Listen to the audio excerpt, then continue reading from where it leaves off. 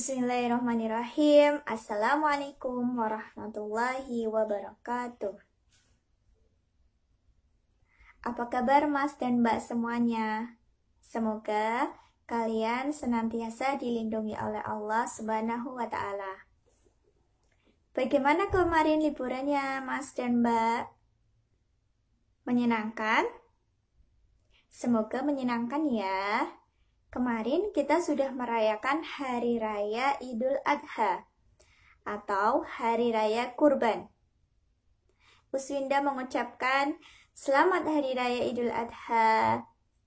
Semoga kita bisa meneladani hikmah dari kisah Nabi Ismail dan Nabi Ibrahim.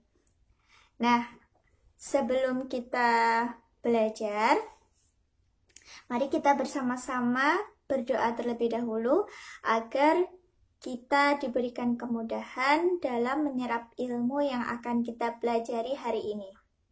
Berdoa, mulai.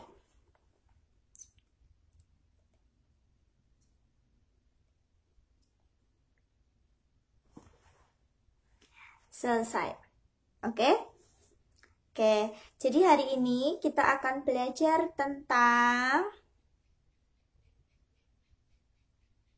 ide pokok. Ya, kita akan belajar tema 1, subtema 1, pembelajaran 1, muatan bahasa Indonesia tentang ide pokok. Oke, mari kita simak bersama-sama penjelasan dari Uswinda. Disimak, disiapkan catatannya, disiapkan buku tematiknya. Nanti insya Allah ada tugas teman-teman kerjakan. Oke. Kalau ada yang teman-teman belum paham, bisa bertanya kepada Uswinda. Oke, semangat ya. Kita hari ini akan belajar tema 1, subtema 1, pembelajaran 1 tentang ide pokok. Nah, Uswinda mau tanya, siapa yang tahu apa itu ide pokok? Ya, di manakah letak ide pokok itu, teman-teman? Oke, betul. Jadi, kita bisa menemukan ide pokok pada kalimat utama. Oke, Uswinda ulangi. Kita bisa menemukan ide pokok ini pada kalimat utama. Nah, sedangkan apa itu kalimat utama? Apa itu ide pokok? Oke, mari kita bersama-sama belajar mengingat kembali materi yang sudah teman-teman dapat pada pembelajaran sebelum-sebelumnya. Oke, jadi kalimat utama itu adalah kalimat yang di dalamnya terdapat ide pokok paragraf. Diingat-ingat, kalimat utama itu adalah kalimat yang di dalamnya terdapat ide pokok paragraf. Ya, jadi dalam kalimat utama ini nanti mengandung ide pokok paragraf. Kemudian kalimat utama ini nanti akan dijelaskan kembali oleh kalimat-kalimat lain yang disebut dengan kalimat penjelas. Oke, jadi nanti ketika kalian sudah menemukan kalimat utama, berarti kalimat yang lain itu adalah kalimat penjelas. Paham? Selanjutnya, ide pokok. Ide pokok itu adalah ide atau gagasan yang menjadi pokok pengembangan paragraf. Ide pokok adalah ide atau gagasan yang menjadi pokok pengembangan paragraf. Waktu itu Uswinda sudah menyampaikan kepada mbak-mbak kelas 6A bahwa ide pokok itu adalah masalah yang menjadi pembahasan dalam paragraf itu. Jadi paragraf itu membahas tentang apa? Paragraf itu berkaitan dengan apa? Ketika nanti teman-teman diminta untuk mencari sebuah ide pokok, berarti teman-teman cari paragraf yang ini tuh sebenarnya membahas tentang apa toh? Nah, itu nanti ketemu ide pokoknya. Kemudian, tadi ini ide pokok terdapat dalam kalimat utama. Selanjutnya, siapa yang masih ingat? Apa nama lain dari ide pokok? Ya, nama lain dari ide pokok itu ada gagasan utama, ada gagasan pokok, ada pikiran utama, dan ada pokok pikiran. Jadi, ketika mas-mas dan mbak-mbak menemukan sebuah soal, kemudian diminta untuk mencari apa gagasan utama, kemudian ada diminta untuk mencari gagasan pokok, pikiran utama, pokok pikiran, berarti kalian diminta untuk mencari ide pokok. Jadi tidak usah bingung ya nanti ya, ketika ada soal yang berkaitan dengan kata-kata ini, gagasan utama, gagasan pokok, pikiran utama, pokok pikiran, berarti kalian diminta untuk mencari ide pokok. Oke? Oke. Nah, dalam satu paragraf itu hanya ada satu ide pokok. Tidak ada lebih dari satu, nggak ada. Hanya ada satu. Jadi dalam satu paragraf hanya ada satu ide pokok. Kemudian, bagaimana caranya kita tahu letak ide pokok itu? Nah, ide pokok itu dalam sebuah paragraf ada di A, B, C. Jadi rumusnya nanti kalian ingat-ingat, rumusnya adalah A, B, dan C. A itu kira-kira apa ya? Awal. Awal, diingat-ingat. Jadi ketika kalian hendak mencari ide pokok, maka carilah kalimat yang ada di awal paragraf. Ingat, kalimat awal. Kalimat pertamanya. Nah, ini berarti nanti dia letak ide pokoknya itu ada di awal paragraf. Kemudian B. Kira-kira apa B? Ya, B itu belakang atau akhir. Jadi ide pokoknya ini ada di belakang atau akhir paragraf. Gitu. Kemudian yang C ini adalah campuran A dan B. Jadi ide pokoknya ini ada di awal dan di akhir paragraf. Nah, ini yang awal ini, ketika ada ide pokok yang letaknya di awal paragraf, itu disebut dengan paragraf deduktif. Paragraf apa? Deduktif. Paragraf deduktif itu adalah paragraf yang kalimat utamanya ada di awal paragraf. Sedangkan ketika ada kalimat utama atau ide pokoknya yang terletak di belakang atau akhir paragraf, itu disebut dengan paragraf induktif. Ingat ya? Induktif. Oke. Nah, untuk yang campuran, kita akan belajar pada level selanjutnya. Jadi kita nanti hanya belajar pada paragraf deduktif depan dan paragraf induktif.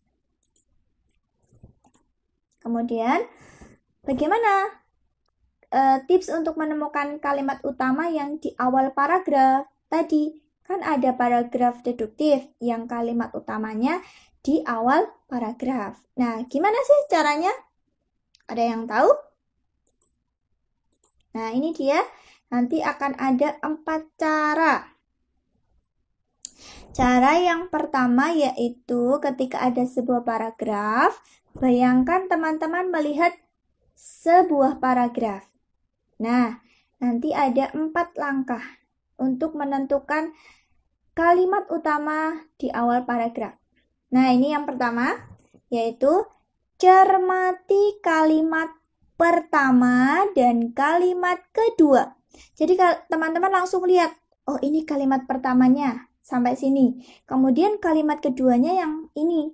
Nah, kalian cukup mencermati kalimat pertama dan kalimat yang kedua. Kemudian, setelah dicermati, kalian coba cari apakah pada kalimat yang kedua ini terdapat repetisi atau kata yang diulang. Jadi, kalian cari apakah ada kata dari kalimat yang pertama diulang pada kalimat yang kedua, ketiga, keempat, dan seterusnya. Oke, ketika sudah tahu, misalnya di kalimat pertama itu ada kata jagung, kemudian di kalimat kedua juga ada kata jagung. Wah, berarti otomatis ini kalimat utamanya terletak di awal paragraf. Kemudian yang ketiga, ketika dalam sebuah paragraf ini terdapat kalimat rujukan. Ini, itu, tersebut. Jadi ketika dalam kalimat yang kedua, ketiga, dan seterusnya terdapat kata rujukan, ini, itu, tersebut, berarti sudah bisa dipastikan bahwa kalimat utamanya itu ada di awal paragraf. Kemudian yang terakhir yaitu ketika terdapat kata ganti orang atau yaitu dia, ia, dan nya. Nya itu apa? Kepunyaannya. Jadi misalnya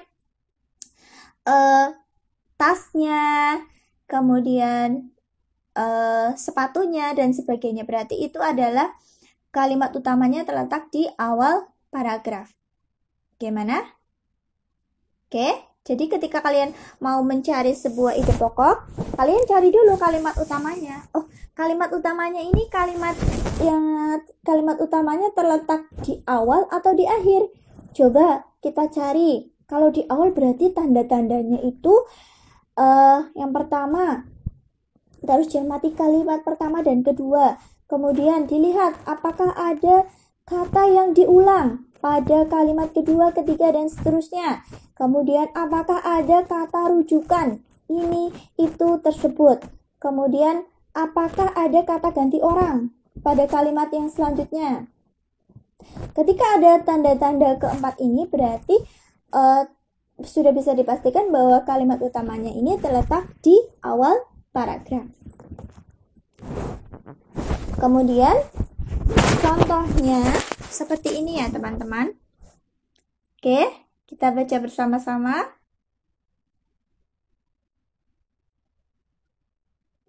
Sudah?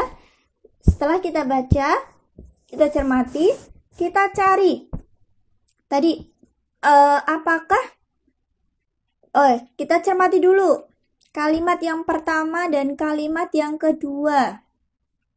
Nih ya, dari sini ini kalimat pertamanya sampai hewan, kemudian kalimat keduanya ini.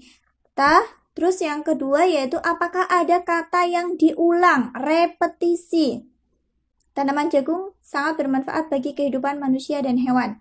Di Indonesia, jagung, nah ini dia. Jadi ada kata jagung yang diulang, jagung. Kemudian yang ketiga juga ada lagi, berdasarkan urutan bahan makanan pokok di dunia, jagung. Nah, berarti kalimat utamanya kira-kira yang mana teman-teman?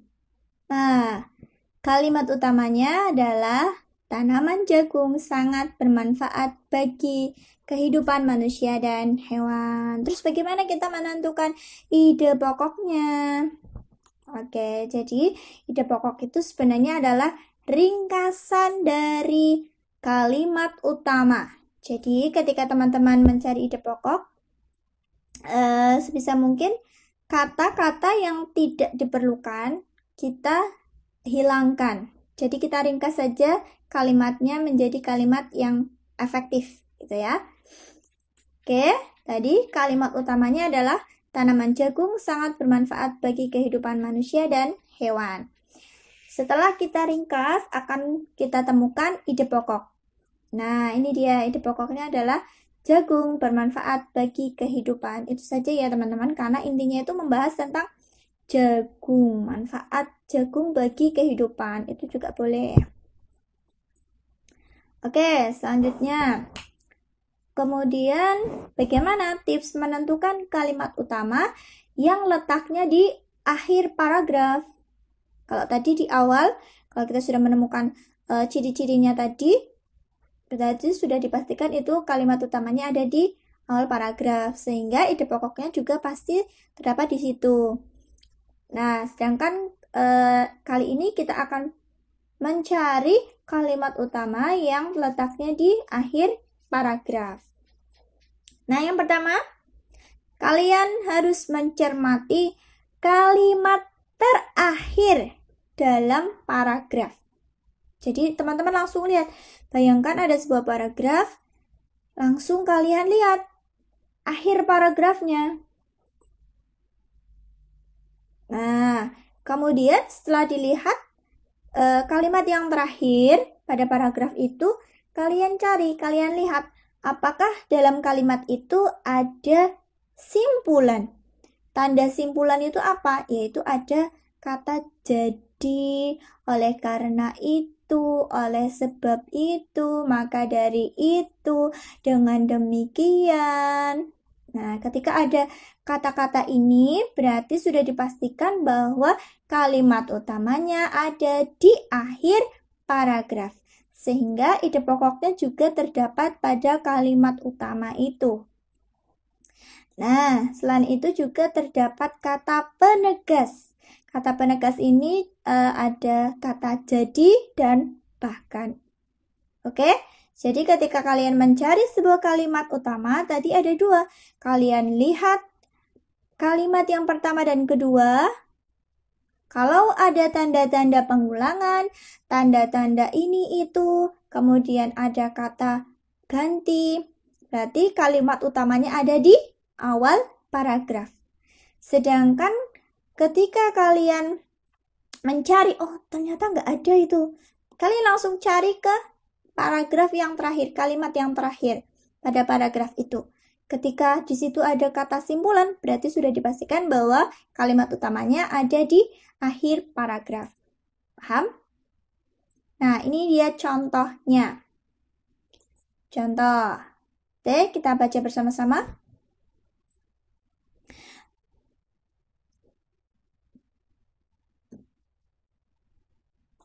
Oke, langsung kita lihat ke paragraf yang terakhir. Nah, ini dia di sini di kalimat yang terakhir, di kalimat ini terdapat kata simpulan, tanda simpulan, yaitu dengan kata dengan demikian. Dengan demikian, hampir seluruh bagian tanaman jagung dapat dimanfaatkan untuk berbagai macam keperluan. Berarti ini adalah kalimat utama. Gampang kan? Ya. Tadi kalimat utamanya adalah dengan demikian hampir seluruh bagian tanaman jagung dapat dimanfaatkan untuk berbagai macam keperluan. Terus ide pokoknya berarti apa? Oke, ide pokoknya kita ringkas. Nah, yaitu hampir seluruh bagian jagung dapat dimanfaatkan. Atau dibalik, yaitu kita bisa memanfaatkan seluruh bagian jagung. Oke, selesai. Terima kasih. Nah, itu tadi penjelasan dari Uswinda. Bagaimana teman-teman? Sudah paham bagaimana cara menentukan ide pokok itu? Ada yang masih bingung? Kalau ada Mas atau Mbak yang masih bingung bagaimana cara menentukan ide pokok, boleh bertanya kepada Uswinda dengan telepon boleh, dengan video call juga boleh, dengan WA, mengirim WA juga boleh, chat WA. Oke, semangat lagi belajarnya di rumah.